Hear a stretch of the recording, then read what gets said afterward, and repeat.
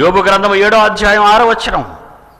యోబు గ్రంథం 7వ అధ్యాయం 6వ వచనం జాగ్రత్తగా చేయాలి అందరూ. యోబు అంటున్నాడు, నా దినములు నేతగాని నాడి కంటెను వడిగా గతించుచున్నవి. ఎప్పుడైనా నేత నేసేటప్పుడు అక్కడికి వెళ్ళి చూడండి, టక్క టక్క టక టక టక టక టక టక టక టక శబ్దాలు వినబడుతుంటాయి. అంత స్పీడ్కి వెళ్తుందా అని ఆయుష్కాలం. హ్యాపీ బర్త్డే టు యూ కాదు, డెత్ డే వచ్చేస్తుంది చూడు. హ్యాపీ బర్త్డే కాదు. నీ ముఖం కొవ్వొత్తులు, దీపాలు వెలిగించడాలు, మన ఆపడాలు, తుస్సుమని పోడాలు, అదే నీ బతుకు, నీ పండగ, నీ మొహం. ఎవరు చేసుకోవాలో తెలుసా? దేవుని కోసం బతికితే దేవుడు మరో సంవత్సరం ఇచ్చాడని దేవుని కోసం 4 మాటలు చెప్పక్కడ. హ్యాపీ బర్త్డే అని ఊరి మీద ఆబోతులా తిరిగిన ప్రతి వెధవని రప్పించి కడుపు నిండా మందు బట్టి దొన్నపోతులా తిని పందికొక్కులా పడుకోవడానికి కాదు హ్యాపీ బర్త్డే నీకు. Happy birthday to you. 2011 వచ్చేసరికి నువ్వు కానీ లేకపోతే sorry death day to you. అయిపోయిందా పెళ్ళి? అందరికి ఉంది పెళ్ళి, అందరికీ ఉంది పెళ్ళి. నీకుంది పెళ్ళి, నాకుంది పెళ్ళి. నువ్వేమైనా రెడీగా ఉన్నావా? హ్యాపీగా ఉన్నావా? హ్యాపీగా ఉన్నావా? నీకు బుర్ర లేదు. దేవుడేమంటున్నాడు చూడు, నా దినములు నేతగాని నాడి కంటెను వడిగా వెళ్ళిపోతున్నాయి. నిరీక్షణ, నమ్మకం, భవిష్యత్తు తెలియకుండా అవి క్షయమైపోతున్నాయి. అయ్యా బర్త్డే కాదయ్యా, పోయిందయ్యా రోజు, క్షయం, నాశనం అయిపోయింది ఆ రోజు. నీ దేవుడు నీకు ఇచ్చిన బ్రతుకు కాలంలో అంతరించిపోతున్నాయి నీ బ్రతుకు దినాలన్నీ. నీ బ్రతుకు దినాలు ఏమైపోతున్నాయి? హ్యాపీ బర్త్డేలు చెప్పుకుంటున్నావు నువ్వు, కానీ very very bad and sad death day నీకు దగ్గరికి వచ్చేస్తుంది.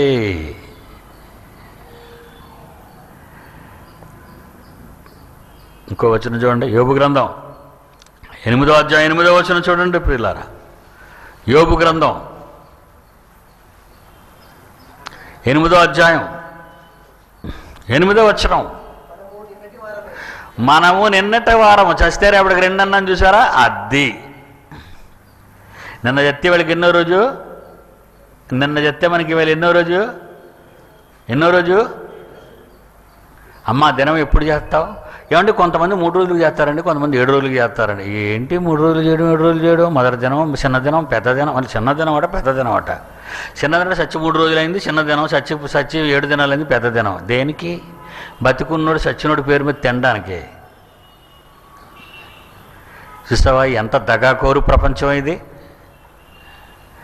నువ్వు చస్తే పండగ చేసుకుంటున్నారు వీళ్ళు. చావులో వాడికి ఏది ఇష్టమో తాగి చచ్చిపోయాడు అనుకోండి, ఆడ సమాధి దగ్గర సీసా పెడతారు, మందు సీసా. తిని చచ్చాడు అనుకోండి, వాడి సమాధి దగ్గర మాంసం పెడతారు. చిన్నప్పుడు చావు మందు ఉండేవాడు, ప్రతి చావు మా ఇంటి ముందు లేలేదు. కోడి పిల్లలు కట్టేవారు. ఏంటి కోడి పిల్లలు కట్టారు అనుకున్నాను. ఆ నాటుకోళ్ళు పిచ్చోడ్డాడు. నాటుకోళ్ళు కావాలి వాడికి.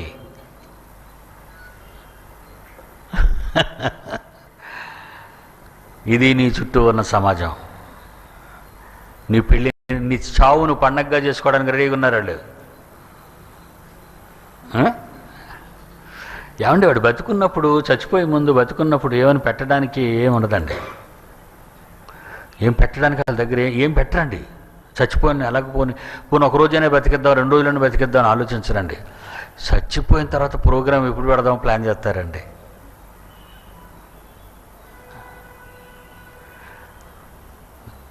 ఇక్కడ నా స్నేహితుడు కానీ చచ్చిపోయాడు, ఆనందరావు సార్ చెప్పాను మీకు.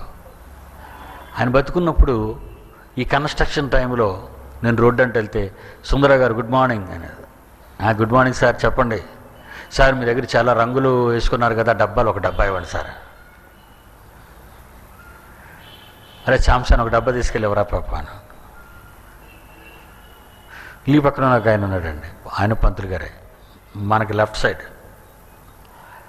సుందర గారికి సిమెంట్ ఇవ్వండి సార్. అరే శాంసంగ్ సిమెంట్ ఇవ్వరా, సిమెంట్ బస్తా 200 రూపాయలు, కొనుక్కోలేరా? అడుక్కోవాలా? ప్లాస్టిక్ డబ్బా 50 రూపాయలు బకెట్, కొనుక్కోలేరా? అడుక్కోవాలా?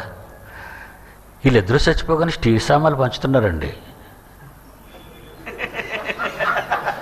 మీకు అర్థం లేదా?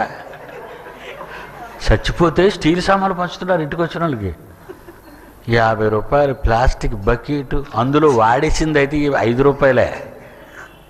ఒక బకెట్ కావాలని ప్రాధేయపడిన ఆయన బ్రతుకున్నప్పుడు తన ఇంటి వాళ్ళకి ఒక బకెట్ కావాలని దారిని పోయే వాళ్ళని అడుగుతున్న ఆయన చచ్చిపోయాక ఇంటి వాళ్ళు స్టీల్ సామాన్లు పంచుతున్నారు. నువ్వు నమ్ముకున్న వాళ్ళు ఎంత దగాకోరులో తెలుసుకోవాలి. మైండెడ్. నా మొగుడు లేకపోతే ఎవరెత్తారండి అని అడుగుతుందండి. అది శతకొట్టేద్దాం అనుకున్నానండి. పట్ట అనేది కొట్టకూడదు కదండి. నా మాటలే పోలీస్ తోటాలటివే కాళ్ళకి. పట్ట వేసేద్దాం అనుకున్నాను. నీ మగుడు చస్తే అన్నాను, తప్పు నిలిపోయింది. ఎంత పిచ్చండి. నువ్వు నమ్ముకున్న వాళ్ళు ఎలాంటి తెలుసా? బతుకున్నప్పుడు ప్లాస్టిక్ బకెట్లు అడుక్కునేవాడు, వాడు చస్తే నువ్వు స్టీల్ బకెట్లు పంచుతావు. ఎందుకు? వీడి దరిద్రం వదిలిపోయిందని. అంటే ఇదెంత నటనగత్తే, వీళ్ళెంత నటిస్తున్నారు.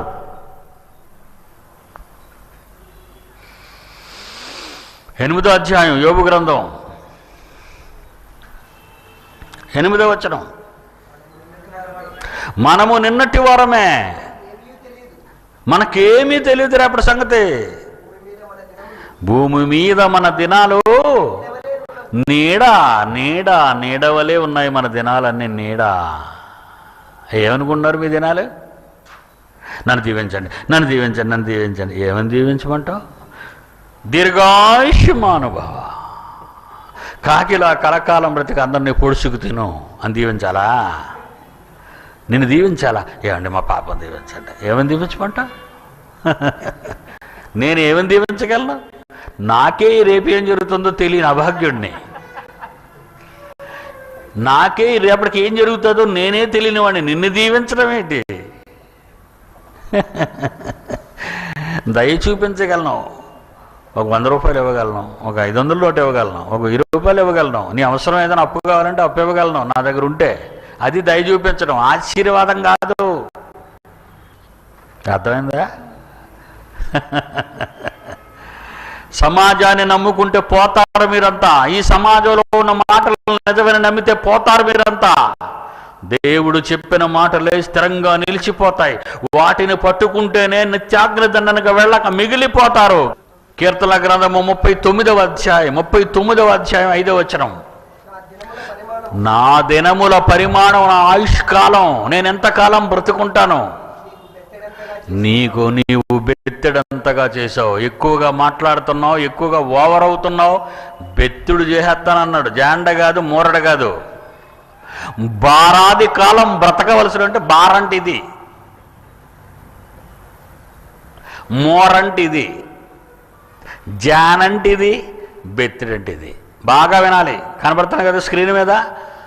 బారాది కాలం అంటే దీర్ఘకాలం, దీర్ఘాయుష్మానుభవ. బారాది కాలం, బారా 2 చేతులు. మూరెడు కాలం, మూరెడు బ్రతుకు, 3 నాళ్ళ ముచ్చట, మోర. జానడి కాలం, బెత్తుడి కాలం. 969 సంవత్సరాలు బ్రతికాడే మెతుషల. బారాది కాలం. అది బారాది కాలం, పితరులు బ్రతికిన కాలం. ఆ తర్వాత మూరెడి కాలం, జలప్రళయం తర్వాత 120 సంవత్సరాలు.